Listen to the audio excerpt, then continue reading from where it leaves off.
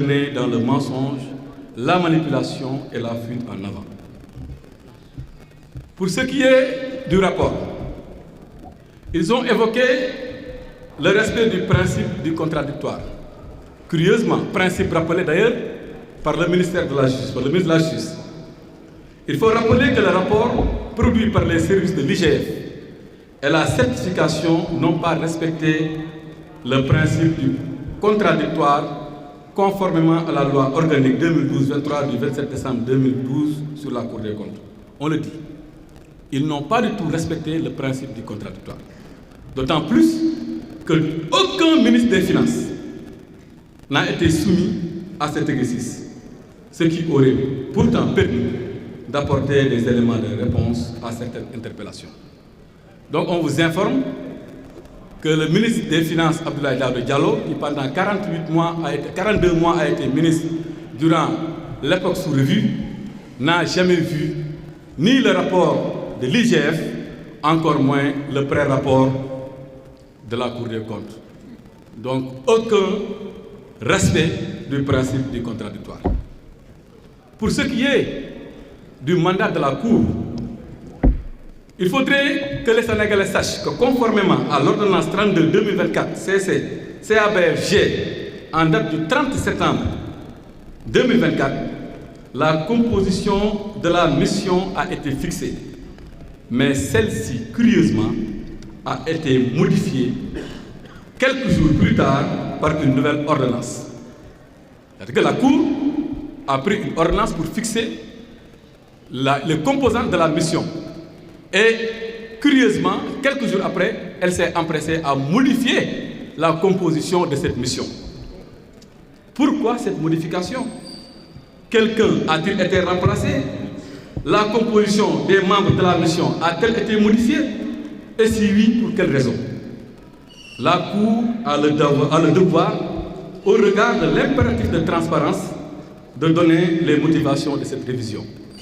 Ce détail-là est assez important, parce qu'il faut se rappeler que nous sommes dans un pays où un médecin peut se permettre de dire que quelqu'un qui est aujourd'hui à la plus haute station de ce pays lui a une fois dit que voilà, il arrive des gendarmes qui sont avec nous. Dans la mesure où ils ont modifié la composition de la mission, il faudrait que nous sachions est-ce qu'ils ont mis ou omis des magistrats qui sont pour ou contre eux. C'est une question fondamentale, une question de transparence qu'on pose et ils ont l'obligation de nous répondre par rapport à cette question. Sur l'absence de mention de détournement ou de sanction, mais nous demandons à tous les Sénégalais de revoir les recommandations de la Cour. Aucunement dans les recommandations de la Cour, il n'est fait mention de cas de détournement, d'ouverture d'informations judiciaires, de traduction devant la Chambre de discipline financière ou même de remboursement.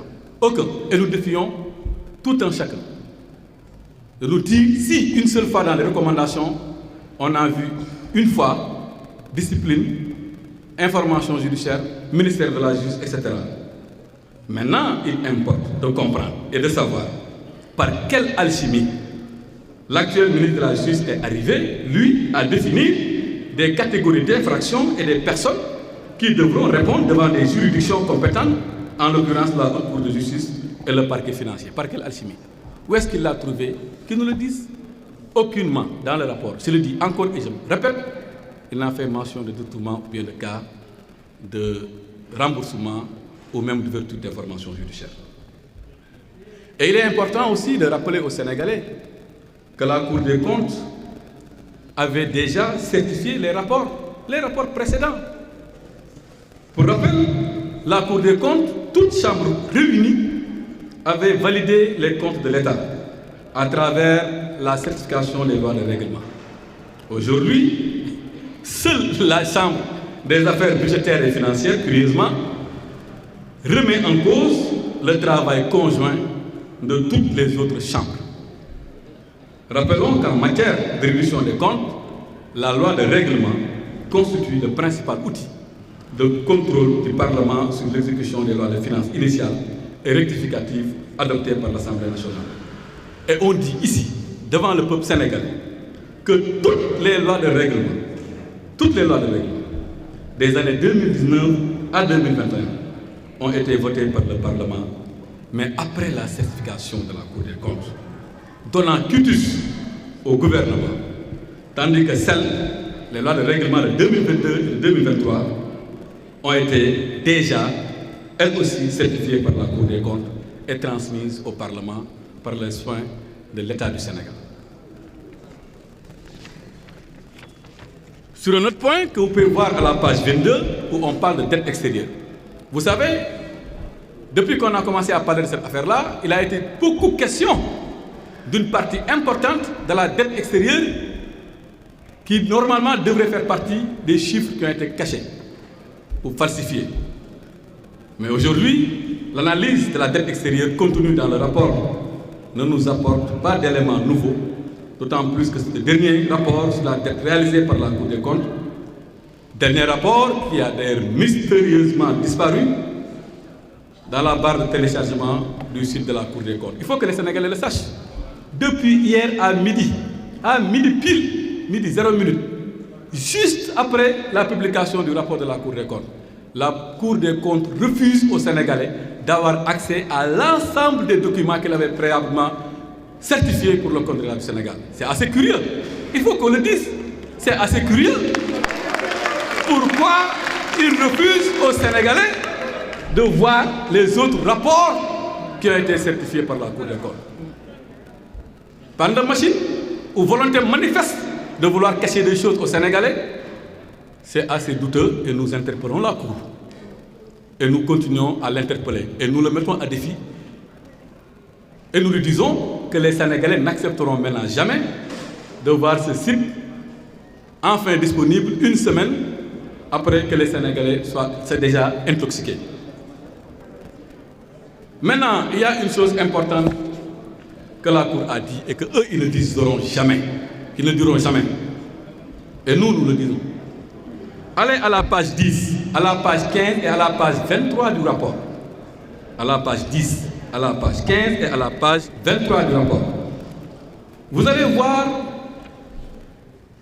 que le rapport élaboré et adopté par la Chambre des affaires administratives, budgétaires et financières de la Cour des comptes n'a émis aucune réserve majeure, aucune réserve concernant aussi bien les recettes de l'État, les dépenses du budget général et enfin les comptes spéciaux du Trésor.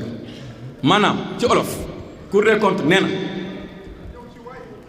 toutes les recettes retracées par l'État et fournies et dont les chiffres ont été fournis par notre gouvernement, aucun souci, aucun problème, conforme à la réalité. Pour les dépenses, conforme à la réalité. Pour les comptes spéciaux du Trésor, conforme à la réalité. Je rappelle que le budget, c'est 4 éléments. Le budget, c'est les recettes, c'est les dépenses, c'est les comptes spéciaux du Trésor et enfin la dette, le déficit.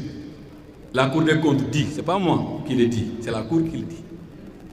Elle dit à la page 10, 15, 23, aucun problème sur les recettes, aucun problème sur les dépenses et enfin aucun problème sur les comptes spéciaux du Trésor. Maintenant, nous avons vu quelques petites incohérences dans la comparaison des chiffres relatifs au pré-projet. Parce que si la Cour nous a dit qu'il n'y avait pas de problème sur les recettes, qu'il n'y avait pas de problème sur les dépenses, qu'il n'y avait pas de problème sur les comptes spéciaux du Trésor, parce que la Cour a comparé ces éléments-là avec le projet de loi de règlement, conformément à la méthodologie donc du rapport. Et je demande aux Sénégalais de lire la première page, la méthodologie du rapport, pour voir où est-ce que la Cour des comptes tire ses chiffres. Et avec quoi la Cour des comptes compare les chiffres de l'État. Aucunement dans cette méthodologie, il n'a été fait mention de la loi de finances initiale qui n'est qu'une loi de prévision. Mais curieusement, la Cour s'est permis de comparer les projets avec non pas les chiffres qui sont contenus dans les lois de règlement, mais il s'est permis de comparer les projets et les programmes avec les prévisions de la loi de finances initiale, oubliant même qu'entre 2019 et 2024, il y a eu plusieurs fois des lois de finances rectificatives. Ça, c'est assez curieux et nous le disons et nous demandons aux Sénégalais d'aller à la page 21 pour comprendre cette situation. Et pour l'intégration du financement intérieur privé dans le calcul de la dette publique. Parce que là aussi, c'est important de préciser une chose. Ils ont comparé les recettes, ils ont dit gongo, rien à signaler. Ils ont comparé les dépenses, rien à signaler. Ils ont comparé avec les comptes spéciaux du Trésor, rien à signaler. Ils ont dit maintenant comparons avec la dette. Et je dis ici que pour la dette extérieure, multilatérale et bilatérale, vous pouvez lire le rapport. Aucune difficulté, aucun problème. Ils acceptent que toute la dette bilatérale et multilatérale, les chiffres que nous avions donnés, étaient conformes à la réalité. Madame, si vous avez le rapport, vous avez beaucoup de dettes pour France le concerne, États-Unis ou le Canada. Parce qu'ils savent que ça, c'est sensible. Parce que ça, si tu y tous, les autres pays vont parler et ils vont expliquer comment ça s'est passé. Si tu y tous, naturellement, comme on l'avait dit auparavant, la BCEAO sera interpellée. Mais comme ils savent que ils n'ont pas voulu parler de ça. Et même pour la dette intérieure, composée d'obligations de trésor et de bons du trésor, ils n'en ont pas parlé. Et eux-mêmes, ils nous ont dit que les chiffres étaient conformes. Mais ils ont préféré nous parler du financement intérieur privé. Et là, on le dit, en l'absence de griffes pertinentes sur les chiffres de la dette publique, le nouveau gouvernement a simplement cherché à y intégrer le financement intérieur privé et ses mécanismes de facilitation qui ne sont en réalité que des instruments de gestion de la trésorerie et non des dettes publiques. En langage clair, toute cette littérature autour des prêts contractés auprès des banques commerciales, en vérité, ce ne sont pas des éléments de la dette publique. Pour rappel, la dette publique est constituée de deux composantes.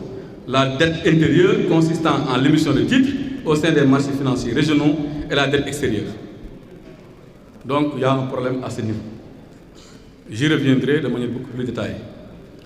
Maintenant, sur les immeubles de l'État, ils ont parlé d'immeubles de l'État, allant même jusqu'à dire